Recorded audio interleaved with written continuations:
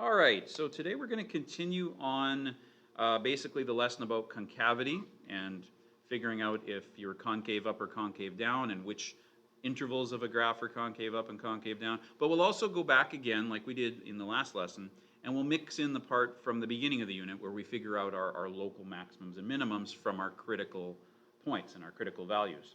So we're going to kind of combine that together, as you can see. If you're watching this on video, you might want to pause the video and copy the question out. This blank template is, of course, available on your OneNote, and you could download it from the blog if you want, so you could just jot this down on loose leaf and fill in the notes later if you don't have them in front of you. But if you are working from the video, please pause it and at least copy the question down. And then let's get started on it. So consider the curve. Now remember, we call this unit curve sketching. I wish we didn't call it sketching. It's not all about making a sketch.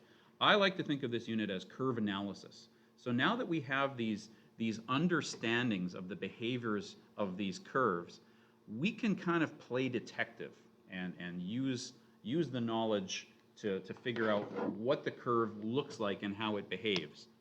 And of course, to demonstrate that we know that, we're going to make a little sketch. So for A, the intervals of increase and decrease, of course, come from the first derivative. So the first derivative of this thing is 3x squared minus 6x plus 4. And we know that we will have a potential local maximum or local minimum where this is 0. And we also, of course, want to find the critical points so that we can find the intervals of increase and decrease using one of our little interval diagrams. So we start by setting this to 0. And then we look at it, it's a quadratic, and we go, well, can we factor it? Let's see, 3 times 4 is 12. Can you think of two numbers that times to make 12 that add to make negative 6? Neither can I.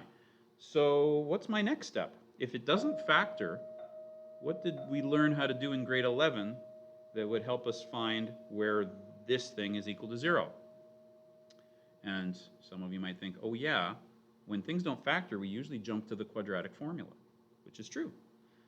But do I need to use the entire quadratic formula to get started? At the end of the day, I'm looking at this thinking, maybe this thing doesn't have any solutions where x is 0, or where x will make this function 0. Do you remember the part of the quadratic formula we called the discriminant? The part that goes under the square root sign? Again, this is now thinking back to grade 11. If I take the b squared minus 4ac part of the quadratic formula, look what I get. I get 36, because that's negative 6 squared, minus 4 times 3 times 4, which is 36 minus 48, negative 12. And remember that this part of the quadratic formula is under a square root. Can I square root negative 12? And the answer is no. So I would say there is no critical values and no points, that's a T, where slope is equal to 0. What can I conclude from that? If I have a graph, a curve, that doesn't have any points where the slope is 0, what does that mean?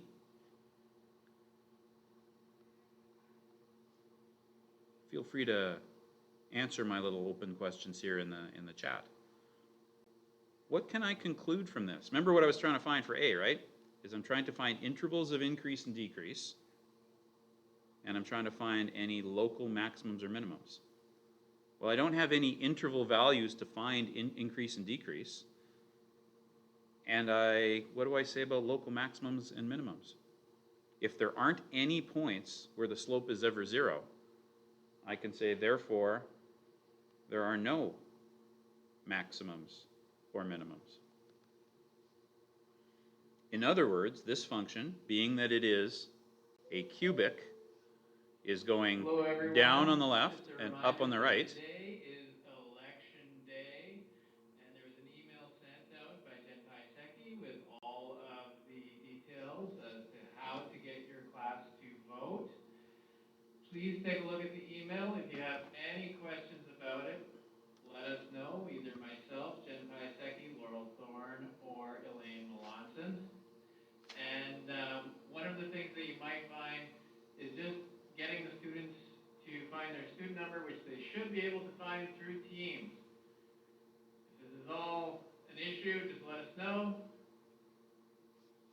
on EDSB. So again, very exciting. If we can get as many students voting as possible, that would be great. Democracy in action, as Crystal likes to call it. That's right. Okay, thank you for your help with this, and that's it. Thank you. Guys, you probably heard that announcement. It is the election day, and there'll be speeches, but they're in slot 2. So if you happen to have a spare in slot 2, you could message me on EDSB, and I could invite you to my meeting, because I'm going to run the speeches for my slot 2 class. So message me on EDSB if you're interested. Okay, like I was saying, I know that a cubic has one arm down and one arm up. So this thing's actually increasing through the entire function. At no point does it stop and do that or that. That's not going to happen in this function because there is no local maximum or minimum, because there's no points at which the slope is 0. We just proved that mathematically. But let's move on to part B. Are there any intervals where the concavity changes? And that means that there's a point of inflection. So how do I find points of inflection? Well, for point of inflection, I go to the second derivative. So there's the first derivative. So the second derivative is 6x minus 6. We've seen this one before. We know that we're concave up where this derivative is bigger than 0. So that happens, of course, when x is greater than 1. And we're concave, so that's figuring out that we're concave up. And we're concave down where this is less than 0. And that happens when x is less than 1. So we are concave up from 1 to infinity, right? X is bigger than 1. And we're concave down from negative infinity up to 1. So at the point, so therefore, the point when x is 1, and then go back to the original function and run 1 through the function to get the y coordinate.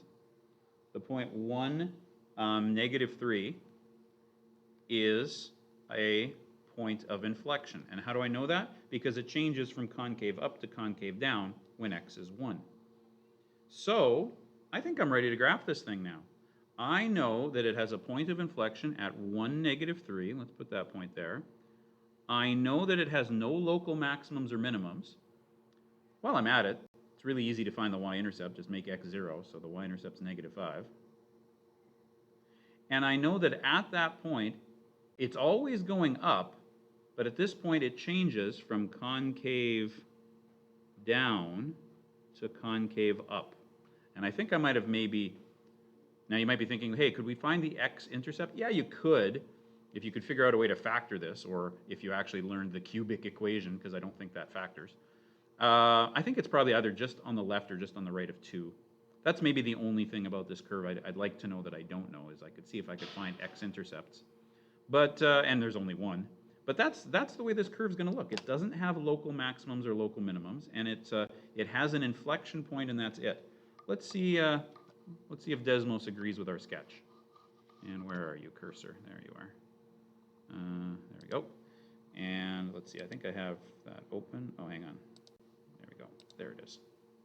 Okay, so this one. There we go.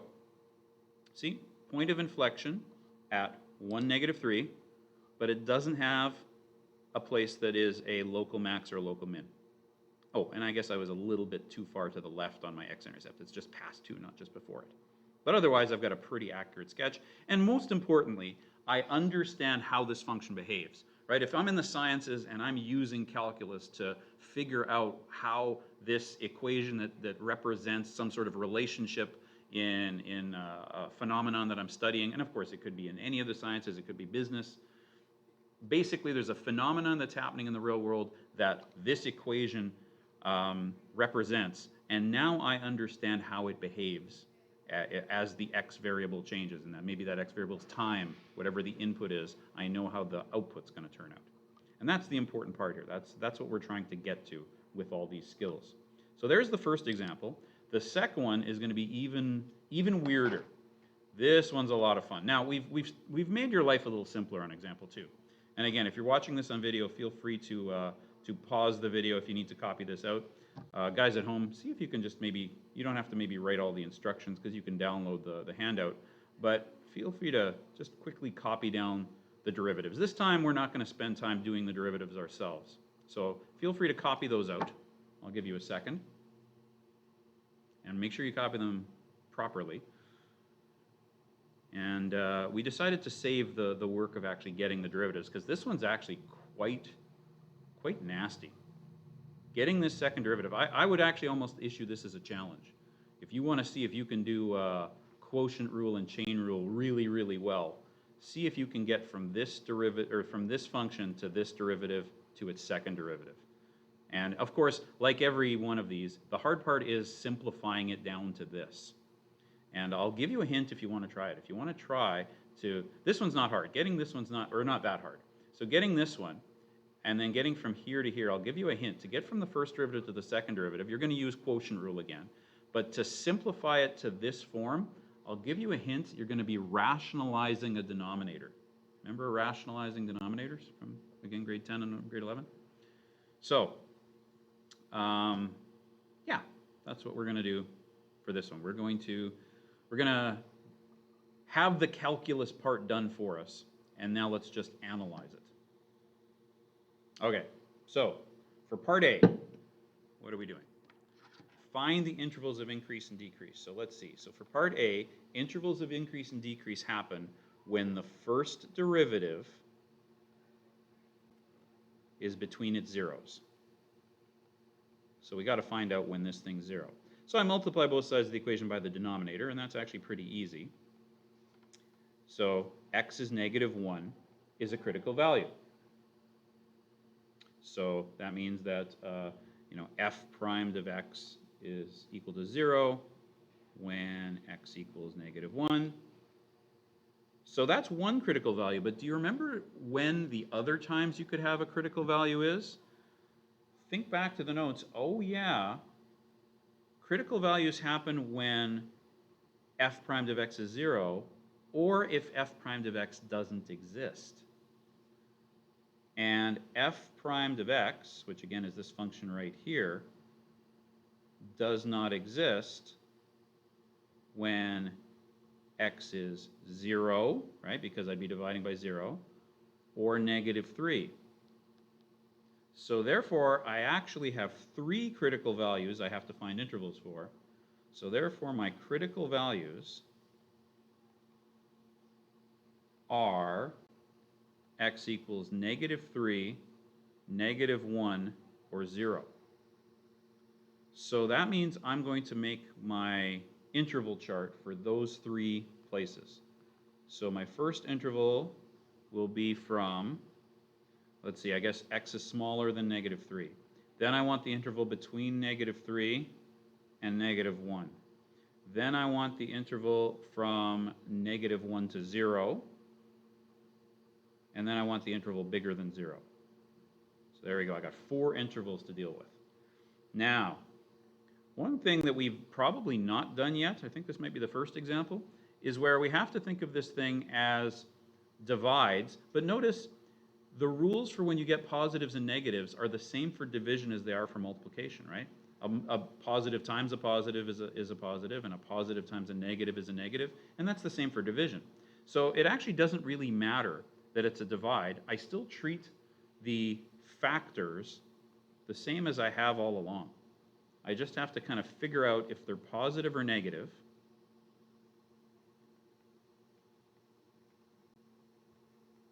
And then that'll tell me if the derivative is positive or negative.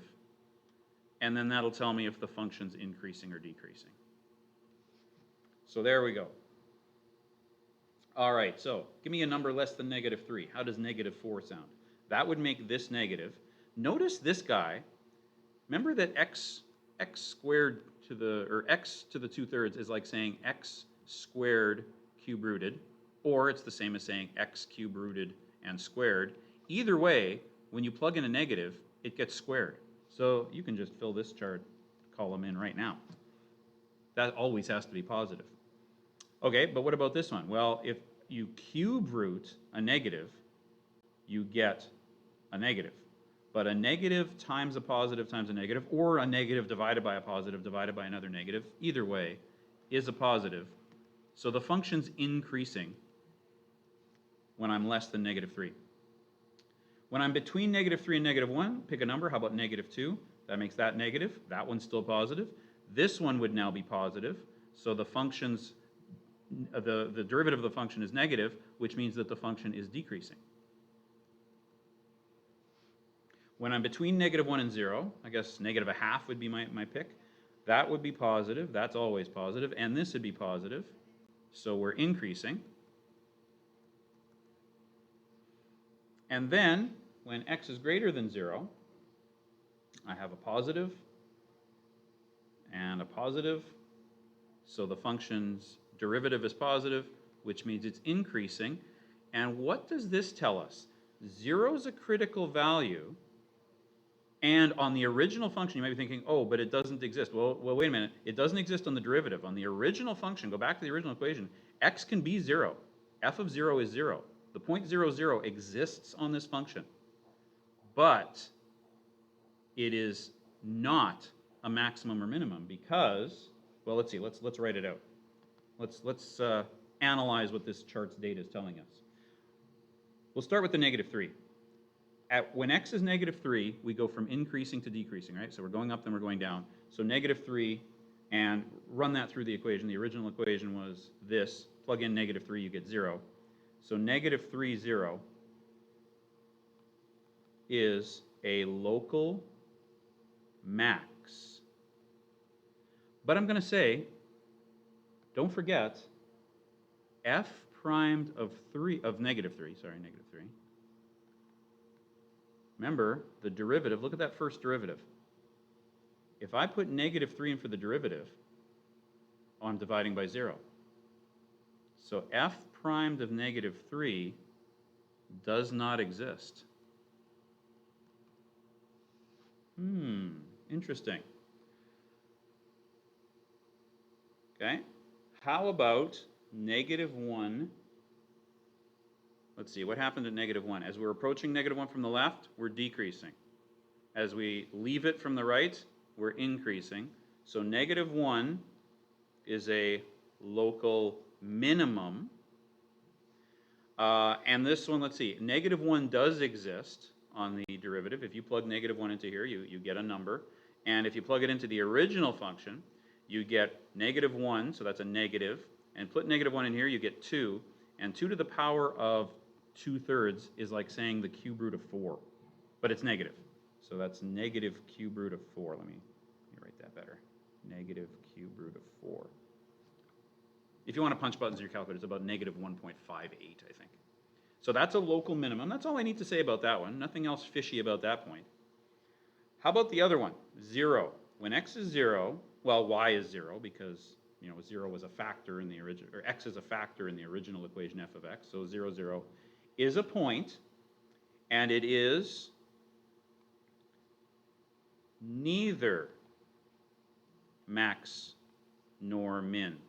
How can I conclude that? How do I know that? Because it's increasing on the way, and then I hit that point and I'm still increasing, but it's a critical point, but not a max or min.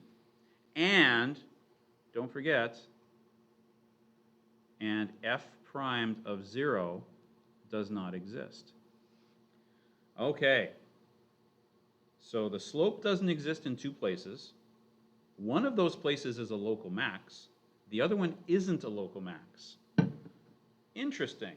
Let's move on to part B. Now, I think, yeah, I've got an example 3 there, so I'm going to have to move over. You're going to move over to loosely for something. Let's move over and let's do part B. How are we doing on time? This is a long example. Yeah, we have, okay, we still got, we're good for time. Time's good. Okay, for part B, what does part B want again? Oh yeah, part B wants us to do, where are we concave and are there any points of inflection? So, concavity happens, of course, when I deal with the second derivative, and again, they were nice enough to do that for us. And like I said, feel free to challenge yourself, see if you can get this derivative yourself. If you get stuck, I can show you how it works. But let's see. This thing is, of course, concave up any place that this is greater than 0. Now, let's think about that.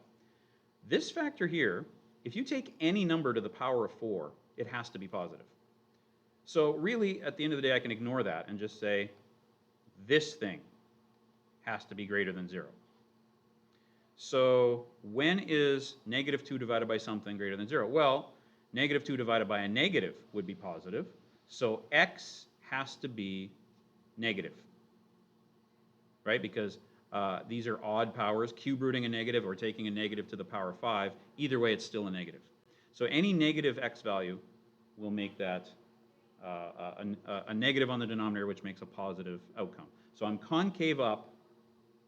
So I'm going to say, therefore, the function f is concave up from, now I'm going to break this up. It's concave up from negative infinity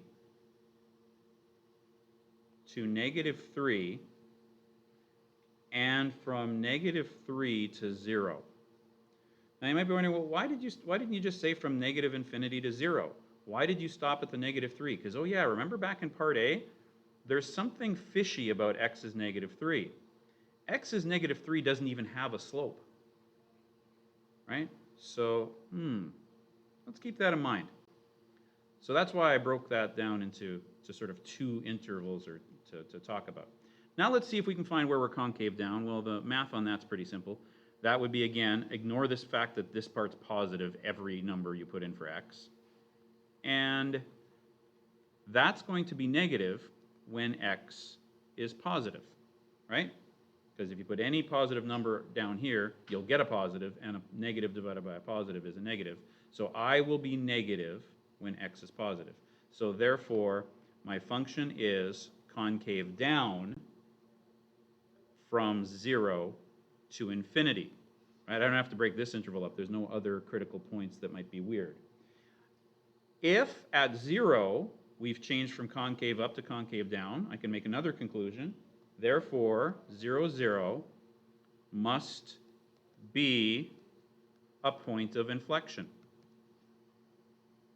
So let's put all that together now and talk about how we're going to make this sketch. So let's see.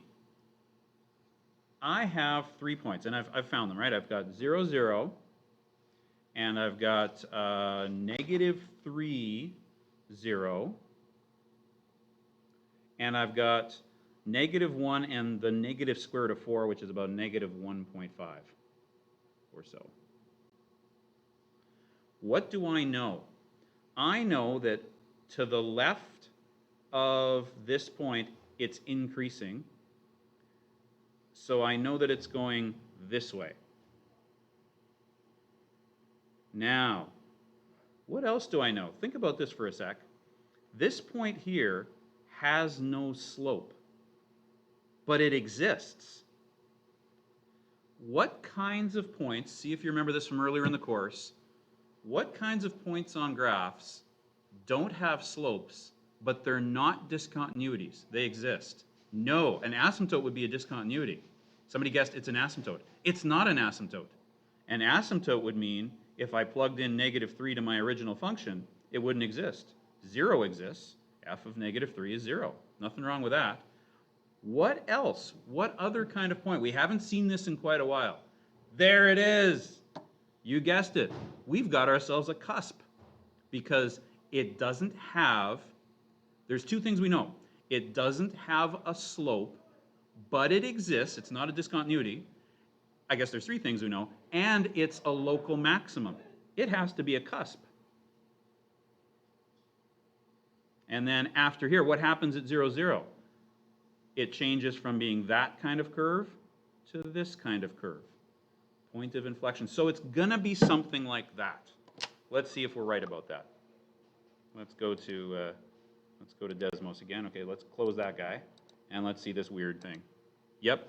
Well, I kind of didn't realize that this wasn't symmetrical.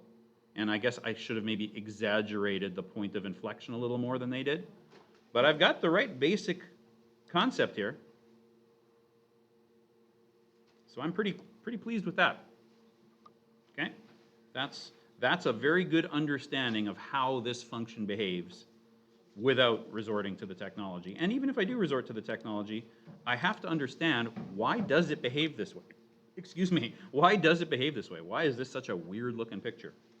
And just to prove to you that yes, this is in fact a cusp, remember, and this one isn't, right? This one here is, and this one isn't. I can show you. It's not a discontinuity, it's a cusp, because the derivative actually is an asymptote. The derivative is an asymptote, right? The derivative does not exist there. And same thing here, right? You can't take the derivative of a vertical line. At this exact spot here, it's vertical. So therefore, no derivative exists at -3 and 0. Cool. Okay, one last example. This one's quick. This one's just sort of just to show you that this can happen sometimes. Anybody know what x to the power 4 looks like? Well, let's see. If I would like to know that it has no inflection points, I have to find its first derivative, which is 4x cubed. Then I have to find its second derivative, which is 12x squared. And then I have to say, okay, prove that it has no inflection points. Well, inflection points happen when the second derivative changes from there to there. But of course, this is impossible, right? There are no places where you could plug in an x and get a number less than 0, right? So 0, 0 is a critical point, but not a point of inflection, because the concavity can't change, right? Why can't the concavity change? Well, because there's no way to go from this being positive to this being negative. This is always going to be positive. I'll even say for any x, right? And this, of course, is impossible for any x. So there can't be a concavity change because there's never a place where it's going to go to concave down. Therefore, I would conclude that my function is always, oops, that's an S, is always concave up on both sides of f of 0. So there is no point of inflection because it's concave on both sides of its only critical value. And again, a graph would demonstrate that very quickly. There it is, right? Our one critical value is right there, and we're concave in the same direction on both sides of it, which you probably already knew that that's what an x to the 4 looks like. But it's nice that our math agrees with that. Our analysis tools agree with the kind of graph we look at, which is always good. Okay, that takes us pretty much to the end of class. Close enough anyway. So I'll stop my video here. Okay, tomorrow we'll do some more examples, none quite as freaky as these ones. Thanks for watching.